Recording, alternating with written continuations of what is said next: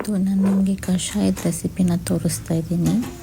ಶುಂಠಿ, ಒಂದು 10 ಕಾಳು ಮೆಣಸು, 1.5 ಸ್ಪೂನಷ್ಟು ಜೀರಿಗೆನ ಹಾಕ್ಕೊಂಡು ನುಣ್ಣಗೆ ಕುಟ್ಕೊಳ್ಳೋಣ. ಇದನ್ನು ಕುಟ್ಟಿದ ನಂತರ ಒಂದು ಲೋಟ ನೀರಿಗೆ, ನಾನಿಲ್ಲಿ ಇಬ್ರಿಗೆ ಮಾಡ್ತಾಯಿದ್ದೀನಿ, ಒಂದು ಲೋಟ ನೀರಿಗೆ ಅದು ಕುಟ್ಟಿರೋದನ್ನೆಲ್ಲ ಹಾಕ್ಕೊಂಡು ಸ್ವಲ್ಪ ಬೆಲ್ಲನೂ ಸೇರಿಸ್ಕೊಳ್ಳೋಣ. ನಂತರ ಇದು ಚೆನ್ನಾಗಿ ಕುದಿ ಬರೋವರೆಗೂ ವೆಯ್ಟ್ ಮಾಡೋಣ. ತುಂಬ ಚೆನ್ನಾಗಿ ಸ್ಮೆಲ್ಲು ಬರುತ್ತೆ ಇದ್ರದ್ದು. ಹಾಗೆ ಕುದ ನಂತರ ಒಂದು ಚಿಟಿಕೆ ಅರಿಶಿನ ಸೇರಿಸ್ಕೊಳ್ಳೋಣ. ಹಾಗೆ ಒಂದು ಲೋಟ ಹಾಲನ್ನ ಕೂಡ ಸೇರಿಸ್ಕೊಳ್ಳೋಣ.